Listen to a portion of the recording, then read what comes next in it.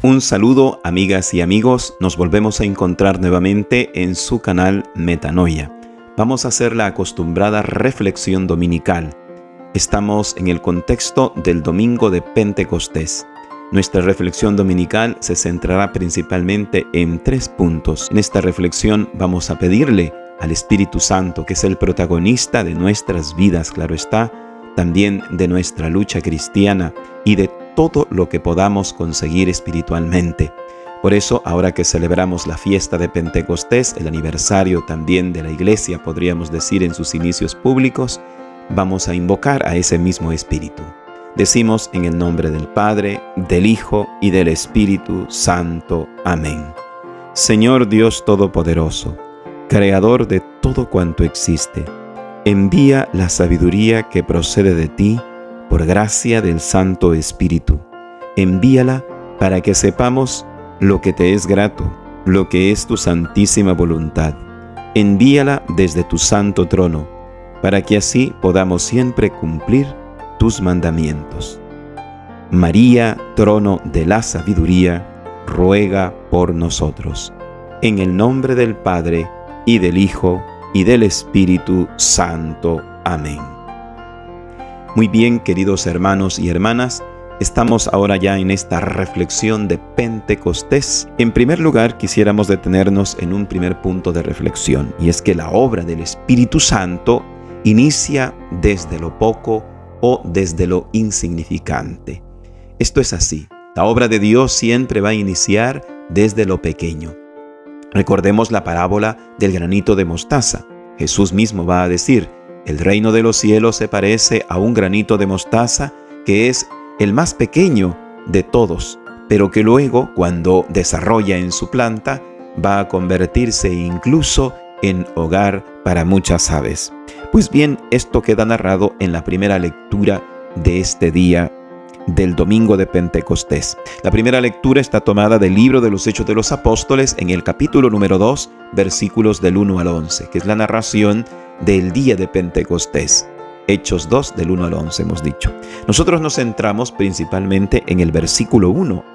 Al nomás iniciar este episodio, San Lucas apunta: todos los discípulos estaban reunidos en un mismo lugar. Hay que hacer una consecución lógica para pensar de que si todos los discípulos estaban reunidos en un mismo lugar, la cantidad de discípulos no era grande. La iglesia comienza con un grupo pequeño, con el grupo, podríamos decir, de discípulos de Jesús que han sido testigos de la resurrección, también de su muerte, pero sobre todo de su resurrección, que han sido alentados por Cristo durante 40 días en las diversas apariciones, con los diversos signos de la resurrección. Pero no es un grupo grandísimo. Algunos estiman que era un poco más de 30 personas.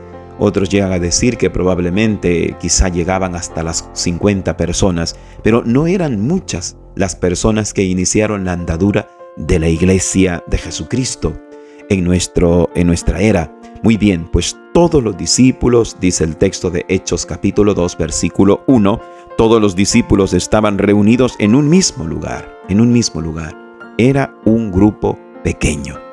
Tanto es así que no necesitan de varios lugares. Todos estaban en un mismo lugar, todos cabían en un mismo lugar, porque no era un grandísimo grupo, pero sí un grupo lleno del Espíritu, con esas convicciones profundas. Y es que hay que decir esto: no siempre la obra del Espíritu tiene que ver con grandes cantidades. Y eso a veces se nos olvida en la iglesia, en la sociedad también. Por eso debemos de tener mucho cuidado con la tentación de la gran cantidad, o también podríamos denominar con la tentación de los grandes números. A veces por eso, en muchos planes pastorales, en muchas actividades, los cristianos solemos fracasar. ¿Por qué? Porque siempre esperamos los grandes números, y por atraer grandes números, en ocasiones hacemos cosas que no son verdaderamente cristianas. Por atraer grandes números, a veces terminamos mundanizándonos en aquello que promovemos. Por atraer grandes números, a veces corrompemos la pureza de la fe. Todo esto se debe, pues, por ser presas de la tentación de los grandes números. o de la tentación de las grandes cantidades, y debemos de tener mucho cuidado con eso.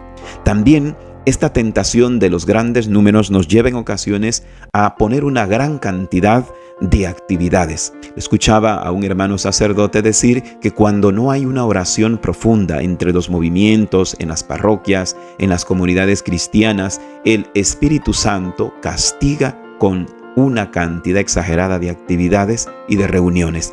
No es que estemos diciendo que las actividades y reuniones sean malas, pero en ocasiones cuando no tenemos una comunidad orante, una comunidad llena de caridad, fruto de la oración, entonces las actividades se multiplican, las reuniones se multiplican, pero no siempre revestidas de esa unión y esa relación profunda con el Espíritu Santo y también con el hermano a través del ejercicio de la caridad. A esto, de alguna manera, se refiere Hechos 2:1. Todos los discípulos estaban reunidos en un mismo lugar. No es un grupo grandísimo, no es un grupo apoteósico, pero era el grupo con el cual el Espíritu Santo comenzó esta obra llamada Iglesia de Jesucristo. La Iglesia Católica inicia con un grupo muy pero muy pequeño, evitando así, como hemos dicho, la tentación de los grandes números. Otro punto importante de reflexión que ahora en la liturgia de la palabra podemos tener presente es uno que entresacamos también siempre de la primera lectura, tomada de Hechos capítulo 2, versículo 4. Dice el texto: se llenaron todos del Espíritu Santo y empezaron a hablar en otros idiomas, según el Espíritu los inducía a expresarse. Esto es interesante. Cada uno, de hecho, añade también el libro de los Hechos de los Apóstoles, los oía hablar en su propio idioma. A veces en la iglesia caemos en la tentación también de hablar de un lenguaje que no es según el Espíritu Santo. Hablamos un lenguaje mundanizado, no el lenguaje según el Espíritu Santo. Se llenaron todos del Espíritu Santo. Esto es fruto de estar con el Espíritu Santo. Y empezaron a hablar en otros idiomas, dice el texto, según el Espíritu. Esta es la clave. Según el Espíritu les inducía a expresarse. Si bien no se trata aquí de demonizar los diversos lenguajes, que en ocasiones se nos dice que es necesario hablar para poder hacer una pastoral, para poder anunciar el evangelio de mejor manera, por ejemplo, aprender los lenguajes juveniles, los lenguajes digitales, el lenguaje político, el lenguaje sociocultural que está en este momento quizás dándose, el lenguaje también académico. Todos esos lenguajes son válidos, aprenderlos, claro está. Pero en ocasiones nos anclamos tantos a ellos o a otros tipos de lenguaje que no son según el Espíritu, que hacen daño a la iglesia y hacen daño también al mismo anuncio de la palabra y de la verdad. Hace daño porque aleja de Dios, corrompe el mensaje, corrompe la mente y también las conciencias. Y esto lo que hace es que nos alejemos del Espíritu Santo. Por eso es tan importante tener en cuenta esto que expresa Hechos 2:4. Según el Espíritu les inducía a expresarse, así se expresaban aquellos que estaban en el día de Pentecostés. En nuestros ambientes sociales, culturales y políticos también se ocupan muchos otros lenguajes que, a diferencia de estos que hemos hablado, lenguaje juvenil, lenguaje académico, lenguaje, podríamos decir, laboral, que hasta cierto punto son muy válidos, pero hay otros lenguajes que son nocivos, que son malos ya en sí mismos y que deberíamos de renunciar porque no tienen nada de según el Espíritu Santo. Hemos escuchado que los discípulos expresaban en diversos idiomas, pero según el Espíritu Santo les inducía. Por ejemplo, hay unos lenguajes que no tienen nada del Espíritu Santo. Uno de ellos es el lenguaje de la mentira. En nuestras sociedades se ocupa mucho el lenguaje de la mentira. El lenguaje de la mentira es decir como verdad algo que no es verdad. Y esto se utiliza, como bien sabemos, para manipular. En los ámbitos políticos, en los ámbitos sociales, se ocupa mucho este tipo de lenguaje que daña tanto a las comunidades, que daña tanto a nuestras sociedades, pero también no solo en el ámbito político, en el ámbito comunitario social grande, sino también en algo más específico como es el ambiente laboral. Muchas veces se recurre a la mentira para poder lograr cosas, objetivos, puestos, beneficios, de modo muy desleal, haciéndole daño incluso a terceros. O en ocasiones el lenguaje de la mentira se hace presente en la misma familia. En la misma familia se recurre a la mentira. El lenguaje de la mentira no es un lenguaje según el Espíritu. Y por eso cuando nos expresamos de un modo negativo, podríamos decir. También está el lenguaje del ocultamiento. Es cierto que no siempre es bueno ni prudente decir la verdad, porque la verdad tiene sus momentos, tiene sus lugares, tiene sus circunstancias y sus personas a quien decírsela. Pero en ocasiones sí que es necesario no ocultar. Eso se convierte no solamente en un acto ético inmoral, sino también en una afectación grave. El lenguaje del ocultamiento, que sería ya no tanto decir como verdad algo que no es verdad, sino que en el lenguaje del ocultamiento las palabras o a veces los silencios callan la verdad de la realidad de las cosas y de los hechos, cuando deben ser dichas, deben ser expresadas. Esto no puede venir del Espíritu Santo, porque del Espíritu Santo siempre viene la verdad, el bien y lo prudente. Por lo tanto, el lenguaje del ocultamiento, que se ocupa tanto, por ejemplo, en instituciones gubernamentales, en ocasiones, se ocultan hechos, no se dice la verdad, porque eso quizás no va a promover la buena imagen de un gobierno, la imagen, por ejemplo, política de un sujeto que está de alguna manera o de sujetos que están en una política de gobierno, etc. La metodología del ocultamiento que incluso ha chispeado a la iglesia y es algo que ha hecho mucho daño, sobre todo en el tema de los abusos. A veces se ha recurrido al ocultamiento de las cuestiones por una falsa diplomacia, por una falsa, podríamos decir, caridad, dañando aún más a aquellos que han sido afectados, es decir, a las víctimas. En el lenguaje del ocultamiento, es decir, ese lenguaje que siempre procura ocultar, muchas veces se hace más mal que bien. Y esto no puede proceder tampoco del Espíritu Santo. Otro lenguaje que también no puede ser según el Espíritu Santo es el lenguaje de la adulación, es decir, de una alabanza que a veces se dan las personas, pero siempre con el afán de manipular, de lograr ciertos intereses, etc. Es la exagerada alabanza de lo bueno, de lo poco bueno que pueda tener una persona determinada o un grupo determinado con fines egoístas, muy interesados. Bueno, esto no puede ser según el Espíritu. Hay también otro lenguaje que no puede ser expresado según el Espíritu, porque el Espíritu Santo no lo puede empujar, y es el lenguaje de la tergiversación. Tergiversar las cosas, es decir, cambiarle el sentido, el significado para manipular la verdad de los hechos y de las cosas. Confunde pues este lenguaje diciendo la verdad. Se dice la verdad pero manipulada para conveniencia personal, de modo egoísta o también de grupo. El lenguaje de la tergiversación daña también, no hace que de alguna manera las comunidades sociales o cristianas o también las personas puedan acceder a la verdad, conectar con la verdad.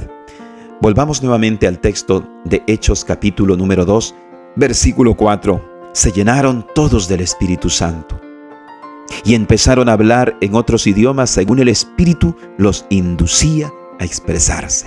Según el Espíritu los inducía a expresarse.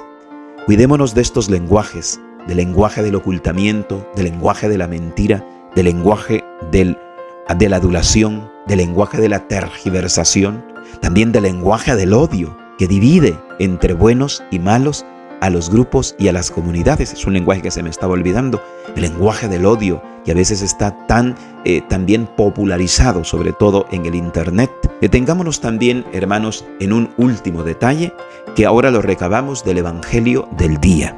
Juan capítulo 20 es el Evangelio del día, en los versículos que van del versículo número 19 al versículo número 23. Pero nosotros nos detenemos en el versículo 22 y en el versículo 23. El texto de este evangelio dice lo siguiente: después de decir esto, sopló sobre ellos, sobre los discípulos, y les dijo Jesús: reciban el Espíritu Santo. A los que les perdonen los pecados, les quedarán perdonados, y a los que no se los perdonen, les quedarán sin perdonar. Esto se da en el contexto de el domingo de la resurrección. Jesús se aparece a los discípulos para confirmar su fe en la resurrección, pero también les otorga el don del Espíritu Santo. No es Pentecostés, pero ya comienza a darles el Espíritu Santo. Reciben el don del Espíritu Santo a través de la expresión de la misericordia de Dios.